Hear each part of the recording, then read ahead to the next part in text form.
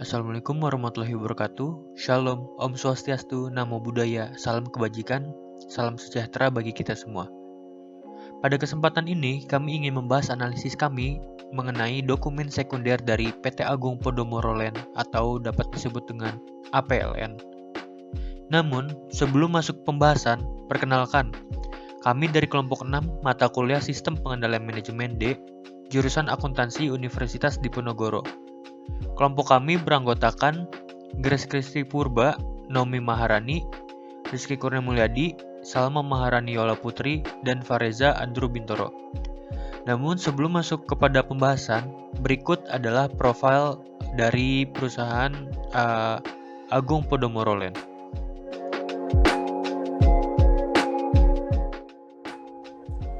PT Agung Podomoro Land adalah pemilik, pengembang, dan pengelola real estate terdiversifikasi terkemuka yang berada di segmen real estate, retail, komersial, dan perumahan dengan kepemilikan yang beragam. Di mana Agung Podomoro Land ini didirikan pada tahun 1969 oleh almarhum Bapak Anton Haliman. Di mana Agung Podomoro Land ini didirikan pada tanggal 30 Juli tahun 2004 dengan nama PT Tiara Metropolitan Jaya.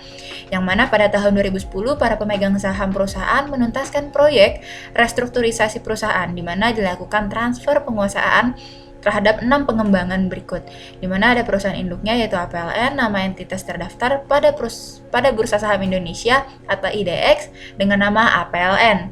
Untuk Agung Podomoro Group dengan nama APG adalah salah satu di antara beberapa pengembang real estate dengan perkembangan usaha tercepat dan terbesar di Indonesia. Tentunya ini terdapat beberapa rangkaian produk seperti superblok, properti retail, perkantoran, apartemen, dan residensial, serta juga hotel yang banyak diminati. Selain itu, kini APLN sedang memperluas usahanya hingga mencakup pengembangan kawasan industri serta proyek reklamasi. Agung Podomoro Land ini memulai proyek pengembangan pertamanya di sebuah komplek perumahan di wilayah Simpruk, Jakarta Selatan pada tahun 1969. Yang kemudian menyelesaikan pembangunan perumahan ini pada tahun 1973, dan dari tahun 1973 hingga sekarang, anak-anak perusahaan di bawah bendera APG telah menyelesaikan atau memulai pembangunan lebih dari 70% proyek propertinya, yang mayoritasnya itu adalah produk real estate properti yang menyasar pada segmen kelas menengah. Proyek-proyek ini juga mulai dari apartemen murah hingga apartemen mewah, serta mall, pusat perbelanjaan kelas atas, serta juga menara perkantoran. Tujuan dari Agung Podomoro Land itu yaitu untuk menjadi pengembang yang terdepan, terpadu, dan berkomitmen penuh bagi semua yang berkontribusi di dalamnya, seperti pelanggan, rekan usaha, pemegang saham, dan juga masyarakat. Strategi yang dijalankan oleh APLN atau Agung Podomoro Land dalam mengembangkan perusahaannya terdiri dari 6 strategi. Yang pertama adalah selaras dengan dinamika pasar. APLN menyelaraskan strategi perkembangan propertinya dengan konsep back to the city. Yang kedua, menjaga pendapatan berulang. Nah, strategi ini digunakan untuk memperkuat posisi pasar dan juga melakukan ekspansi. Strategi ini dilakukan dengan cara membangun properti seperti hotel dan pusat perbelanjaan agar terus tumbuh positif. Yang ketiga, yaitu menjaga struktur modal secara berhati-hati. Lalu yang keempat, pengoptimalan potensi bisnis properti. Karena potensi bisnis kembali bangkit disebabkan tingkat COVID sudah menurun jika dibandingkan tahun lalu, maka APLN menaruh strategi ini dalam annual reportnya. Lalu yang kelima adalah mempercepat proyek existing. Strategi ini dijalankan dengan cara mempercepat pengeksekusian rencana pengembangan proyek-proyek yang sudah dimulai pada tahun 2021. Lalu yang terakhir adalah perubahan strategi pengembangan beberapa proyek. Nah, beberapa proyek apartemen atau hunian vertikal menjadi rumah tapak untuk menangkap peluang di pasar rumah tapak. Karena perubahan perilaku masyarakat yang menjadi lebih peka terhadap kesehatan menjadi peluang bagi APLN untuk menciptakan produk hunian yang sehat. Lalu ada pula strategi berkelanjutan atau sustainability strategi yang dijalankan oleh APLN, yaitu konsep triple bottom line atau 3P, People, Planet, Prosperity. Pada People, APLN mengedepankan perkembangan dan kesejahteraan sumber daya manusianya. untuk mempertahankan talenta-talenta terbaik serta melaksanakan program-program tanggung jawab sosial perusahaan atau CSR. Lalu ada planet. APLN berusaha menjaga dan melestarikan lingkungan dengan cara menggunakan energi dan air secara bijak, serta mempertahankan area terbuka hijau yang memadai di setiap proyek properti kami. Contohnya adalah Green Waste Management, sebagai upaya mengelola dan mengurangi sampah di lingkungan kompleks properti APLN. Lalu ada Prosperity. APLN akan terus melanjutkan kinerja ekonomi yang positif, salah satunya ditunjukkan dengan keuangan yang sehat serta produk properti yang disukai oleh pasar. Dengan memiliki kinerja ekonomi yang positif, APLN akan dapat terus berkelanjutan dan memberikan manfaat bagi para stakeholder. Oke, saya akan membahas kultur yang dibangun oleh PT Agung Podomoro. Jadi, kultur ini sudah direpresentasikan dari nilai-nilai yang ada pada perusahaan PT Agung Podomoro. Yang pertama ada harmoni. Jadi, perusahaan Agung Podomoro menerapkan keharmonisan dalam bekerja dengan pelanggan, rekan usaha, pemegang saham, dan masyarakat. Hal tersebut dibuktikan dengan sepanjang tahun 2021, perseroan berhasil menjual hampir 2.000 unit rumah tapak, ruko, unit kantor, kios, dan apartemen. Keberhasilan ini menjadi salah satu indikasi bahwa proyek-proyek perseroan telah menjadi kebutuhan dan memberikan kepuasan pada para konsumen. Yang kedua ada tangguh. Jadi, perusahaan Agung Podomoro menerapkan nilai kegigihan dalam memberikan usaha yang optimal. Hal ini didukung dengan penerapan tata kelola perusahaan yang baik atau corporate governance atau GCG di perusahaan yang tujuannya sendiri menerapkan nilai-nilai organisasi yang menjadi filosofi dasar perseroan dalam menjalankan bisnis dengan menjaga harmoni dengan pemangku kepentingan, berusaha mencapai hasil yang optimal, dan senantiasa menjaga mutu serta memperhatikan aspek lingkungan hidup dengan sebagai prioritas utama. Yang ketiga ada lingkungan atau environmentally conscious, yang berarti perusahaan Agung Podomoro memperhatikan aspek lingkungan hidup dalam usaha pengembangannya. Hal ini dibuktikan dengan perusahaan memiliki program pengelolaan sampah yang disebut Green Waste Management sebagai upaya mengelola dan mengurangi sampah di lingkungan kompleks seperti APLN. Program ini bertujuan untuk mengedukasi para penghuni apartemen untuk lebih peduli lingkungan dengan cara memilah dan mengemas sampah sebelum dibuang. Dan yang terakhir adalah mutu atau quality, yaitu menjaga mutu dalam setiap tahap pengembangannya. Oke, selanjutnya ada pengendalian manajemen yang diterapkan oleh perusahaan Agung Podomoro. Yang pertama ada rencana strategis. Jadi pada perencanaan strategis ini masih melanjutkan rencana tahun 2020 yang dimana pertama menyesuaikan kebijakan yang dikeluarkan oleh pemerintah dalam rangka pengendalian penyebaran COVID-19 dan pemulihan ekonomi. Yang kedua ada meluncurkan 2 proyek properti baru, yaitu Bukit Podomoro dan Kota Podomoro. Yang ketiga memfokuskan pada pengembangan produk hunian yang disesuaikan dengan kebutuhan dan preferensi masyarakat saat ini. Yang terakhir ada penerapan sistem GCG atau Good Corporate Governance. Jadi Dewan Komisaris dan Direksi berkomitmen kuat untuk menerapkan dan memegang teguh prinsip-prinsip tata kelola perusahaan yang baik atau Good Corporate Governance atau GCG. Implementasi GCG secara konsisten merupakan bagian penting dalam proses bisnis perseroan. Dewan Komisaris menilai bahwa penerapan GCG di perseroan sudah berjalan dengan baik dan mengapresiasi langkah-langkah manajemen dalam mengembangkan perangkat kebijakan GCG. Oke, selanjutnya saya akan menjelaskan laporan laba rugi dan penghasilan komprehensif. Pertama ada penjualan dan pendapatan usaha. Jadi perseroan ini membukukan penjualan dan pendapatan usaha sebesar 4.256,2 miliar, turun 14,1%. Yang kedua ada beban pokok penjualan dan beban langsung. Jadi perusahaan mencatat beban pokok dan beban langsung pada tahun 2021 sebesar 2.826,9 miliar, naik 2,6% dari tahun 2020. Yang ketiga adalah laba kotor. Jadi perseroan menghasilkan laba kotor sebesar 1.429,3 miliar, turun 3,51%. Yang keempat ada beban usaha dan beban keuangan. Jadi beban usaha sebesar 2.031,8 miliar, turun 0,7%. Nomor 5 ada penghasilan keuangan dan penghasilan lain-lain. Jadi penghasilan keuangan dan penghasilan lain-lain sebesar 144,9 miliar, naik 5,219% dari 23 miliar pada tahun 2020. Yang keenam ada rugi sebelum pajak dan rugi neto tahun berjalan.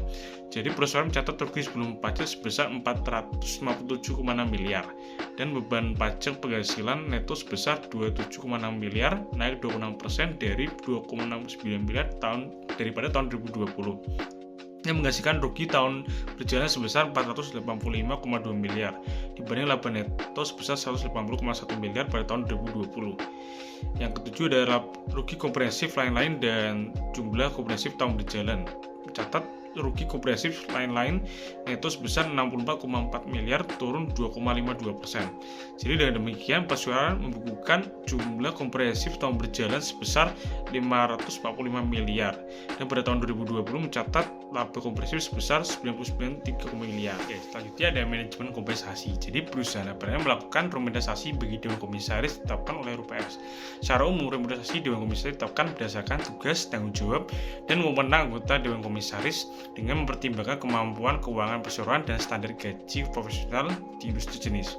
Struktur remunerasi Dewan Komisaris perseroan terdiri dari honorarium dan tunjangan lain-lainnya. Dan sedangkan remunerasi bagi direksi ditetapkan dan ditelaah oleh Dewan Komisaris setelah mengacu pada keputusan RUPS perseroan.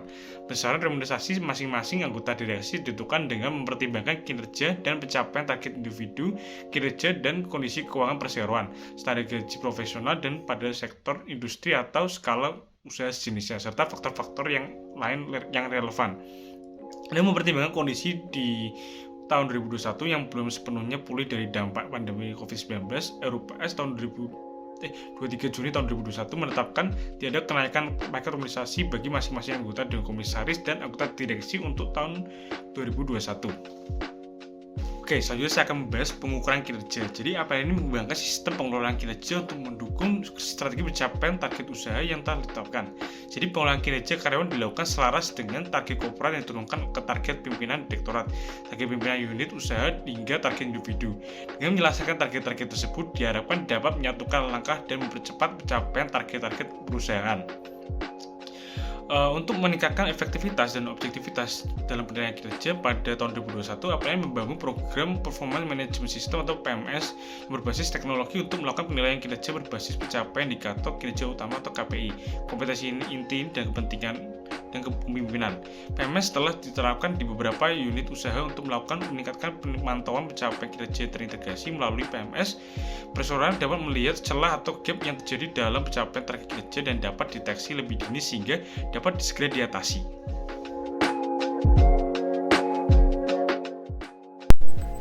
Baik, di sini saya akan menjelaskan terkait visi dan misi Agung Podomoro Land. Nah, visi dari Agung Podomoro Land sendiri yaitu terus bertumbuh menjadi pengembang terpadu dalam bisnis properti dan berkomitmen penuh untuk memberikan nilai yang optimal bagi pelanggan, rekan usaha, pemegang saham, dan masyarakat. Adapun misi Agung Podomoro Land sendiri terdiri 4 poin, yaitu yang pertama memenuhi kebutuhan masyarakat akan perumahan dan area komersial yang berkualitas. Lalu yang kedua yaitu mengoptimalkan pengembalian investasi dari rekan usaha dan pemegang saham.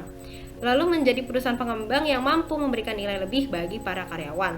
Dan yang terakhir yaitu berperan aktif untuk mendukung program pemerintah dalam rangka mendorong pembangunan perkotaan dan dalam meningkatkan indeks pengembangan manusia. Baik, di sini saya akan menjelaskan terkait struktur organisasi yang digunakan. Nah, Agung Podomoro Land Terbuka, yaitu yang biasa kita singkat sebagai APDL, merupakan salah satu dari perseroan terbatas di Indonesia. Nah, perseroan terbatas di Indonesia diatur dalam Undang-Undang Nomor 40 Tahun 2007, di mana organ perseroan adalah rapat umum pemegang saham, direksi, dan dewan komisaris. Hal ini juga bisa kita lihat terkait lebih rinci pada pasal 2.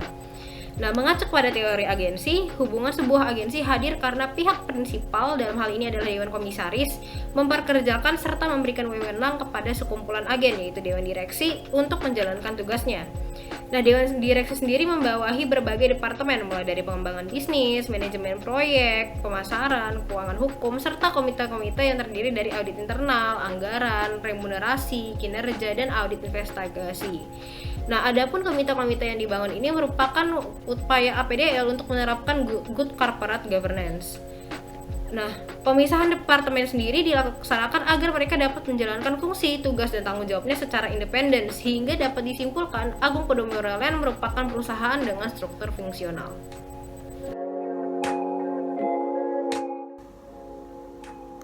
Oke, saya akan membahas poin selanjutnya, yaitu tentang bagaimana pimpinan mengelola SDM. Nah, seperti yang kita tahu, sumber daya manusia atau SDM yang berkualitas dan memiliki kompetensi yang tinggi itu merupakan faktor kunci untuk mendukung keberhasilan suatu perusahaan demi mencapai target-target usahanya. Begitu pula berlaku pada PT Agung Podomoro Land ini atau yang nantinya akan saya singkat sebagai APLN. Nah, APLN ini membutuhkan sumber daya manusia yang berkompeten dan juga berintegritas sebagai kekuatan APLN itu dalam menjalankan aktivitas di tengah persaingan bisnis yang ketat serta perkembangan pasar yang dinamis di era globalisasi seperti saat ini. Nah, oleh karena itu, APLN menerapkan praktik dan standar terbaik dalam mengelola dan mengembangkan SDM untuk menciptakan SDM yang berkualitas dan memiliki daya saing tinggi. Nah, dimulai dari programnya, yaitu yang pertama ada dari rekrutmen, pelatihan dan peningkatan kompetensi, remunerasi, penilaian kerja, hingga memastikan lingkungan kerja yang sehat, aman, dan nyaman bagi seluruh karyawannya. Untuk selanjutnya saya akan menjelaskan lebih lanjut tentang program-programnya, yaitu yang pertama ada remunerasi. Nah, remunerasi ini menjadi salah satu bentuk apresiasi yang diberikan kepada karyawan APLN karena APLN ini berupaya mencapai total remunerasi karyawan di tingkat P90 pada industri properti di Indonesia. Nah, hal ini berarti APLN memberikan tingkat pengupahan yang jauh lebih tinggi dari pasar, nah yang nantinya akan dapat menarik talenta terbaik serta mempertahankan karyawan yang sudah menjadi bagian dari keluarga APLN. Nah, APLN ini melakukan tinjauan rutin terhadap remunerasi karyawan dengan memperhatikan rencana keuangan perusahaan, pencapaian prestasi kerja berdasarkan hasil evaluasi kinerja, maupun melihat posisi gaji karyawan yang dalam golongan gajinya jabatannya berbeda gitu. Nah, APLN ini nantinya dapat memastikan bahwa tingkat pengupahan yang diberikan tidak ada yang di bawah ketentuan upah minimum provinsi atau UMP yang telah ditetapkan oleh pemerintah daerah setempat. Nah, di luar remunerasi dalam bentuk gaji pokok dan juga tunjangan lain, APLN ini juga memberikan tunjangan dalam bentuk non-cash benefit. Lalu untuk selanjutnya, programnya ada rekrutmen. Nah, seperti yang kita tahu, rekrutmen juga menjadi tahapan penting untuk mendapatkan SDM yang berkualitas. Untuk proses rekrutmen di APLN itu dilakukan oleh Agung Podomoro Recruitment Center atau disingkat APRC. Nah, untuk rekrutmen di APLN itu mengutamakan rekrutmen internal atau dari lingkungan Agung Podomoro Group dulu. Nah, untuk mengisi posisi yang tersedia sebagai salah satu strategi pengembangan karyawannya dengan memberikan kesempatan lagi bagi karyawannya untuk terus memperkaya pengalaman dan juga kompetensinya. Nah, ketika adanya rekrutmen eksternal itu dilakukan apabila kandidat dari internalnya itu belum dapat memenuhi kualifikasi yang dibutuhkan. Dan karena itu APLN mengutamakan kandidat yang tidak hanya memenuhi kualifikasi dalam hal teknis saja, akan tetapi juga memiliki soft kompetensi yang dapat menjawab tantangan industri saat ini. Selain profesional, APLN itu membutuhkan kandidat yang memiliki sifat integritas, adaptif, tangguh, dan kreatif dan juga inovatif. Nah, pada tahun 2021 kemarin itu terdapat kebutuhan karyawan yang cukup tinggi karena adanya proyek baru yaitu Kota Podomoro Tenjo dan juga Bukit Podomoro di Jakarta. Untuk posisi yang terlampir yaitu di Departemen Sales, Marketing, dan Project. Selain itu juga ada rekrutmen untuk mengisi formasi yang kosong karena adanya karyawan yang mengundurkan diri. Nah, sebagian besar proses seleksi itu masih dilakukan secara daring mengingat pandemi COVID-19 yang masih berlanjut gitu. Proses seleksi daring ini mengurangi pertemuan tatap muka yang beresiko pada penularan virus COVID-19. Nah, apabila proses seleksi itu harus dilakukan secara tatap muka seperti adanya uji kemampuan teknis dan simulasi kerja, kami atau PT Agung Podomoro Land itu menerapkan protokol kesehatan sesuai dengan pedoman dari gugus tugas percepatan penanganan COVID-19. Nah, saat ini APLN juga sedang membangun dan juga mengembangkan situs web yang namanya APL Karir itu untuk mempercepat dan memudahkan proses rekrutmen serta menjangkau kandidat yang lebih luas dan lebih banyak. Nah, situs web APL Karir itu diharapkan sudah dapat diluncurkan pada tahun 2022, yaitu tahun ini. Lalu untuk program ketiga yaitu pengembangan kompetensi, APLN ini mendorong setiap karyawan untuk meningkatkan standar kompetensinya secara berkesinambungan agar mampu beradaptasi terhadap perkembangan teknologi dan juga perubahan lingkungan bisnis yang cepat. Nah, APL ini memberikan kesempatan sebesar-besarnya bagi seluruh karyawannya untuk mengembangkan kompetensi diri. Nah, pada tahun 2021 kemarin, program pengembangan kompetensi itu ada yang pertama e-learning, lalu ada online training yaitu via Zoom, lalu ada supervisory development program 2, ada 2 batch, yang pertama batch 9 dan batch 10, lalu ada webinar pengembangan eksekutif yaitu terkait menghadapi tahun 2022 Agile and Innovative Leadership, lalu ada pelatihan teknis bekerja sama dengan Podomoro University, lalu ada health talk oleh dokter tentang menyikapi hidup sehat selama pandemi, pengaturan gizi untuk meningkatkan imunitas dan pengendalian penyakit komorbid di era pandemi, dan long COVID-19 syndrome gitu. Lalu untuk program keempat selanjutnya adalah pengelolaan kinerja dan pengembangan karir. APLN mengembangkan sistem pengelolaan kinerja untuk mendukung strategi pencapaian target usaha yang telah ditetapkan. Pengelolaan kinerja karyawan dilakukan selaras dengan target korporat yang diturunkan ke target pimpinan direktorat, target pimpinan unit usaha, hingga target individunya. Nah, dengan menyelaraskan target-target tersebut, diharapkan dapat menyatukan langkah dan mempercepat pencapaian target perusahaan. Nah, untuk meningkatkan efektivitas dan objektivitas penilaian kinerja pada tahun 2021, APLN itu membangun program namanya Performance Management System atau PMS berbasis teknologi untuk melakukan penilaian kinerja berbasis pencapaian indikator kinerja utama atau KPI, kompetensi inti dan kepemimpinan. Nah, PMS ini telah diterapkan di beberapa unit usaha untuk meningkatkan pola pemantauan pencapaian kinerja yang terintegrasi. Melalui PMS, perseroan dapat melihat celah atau gap yang terjadi dalam pencapaian target kinerja dan dapat dideteksi lebih dini sehingga dapat segera diatasi. Nah, di akhir tahun 2021, mekanisme penilaian proses kinerja itu mulai diubah dari semula hanya dilakukan oleh atasan menjadi penilaian 360 derajat yang melibatkan penilaian atasan, rekan kerja, dan juga anak buah. Nah, dijadwalkan pada tahun 2022 atau tahun ini, mekanisme penilaian 360 derajat itu sudah dapat diimplementasikan sehingga proses evaluasi menjadi lebih objektif, valid, meminimalkan bias, serta mempermudah proses identifikasi kekuatan yang berkelanjutan dan membantu proses pengembangan tim dalam departemen atau mungkin divisi begitu ya. Lalu program kelima yaitu keselamatan dan kesehatan kerja.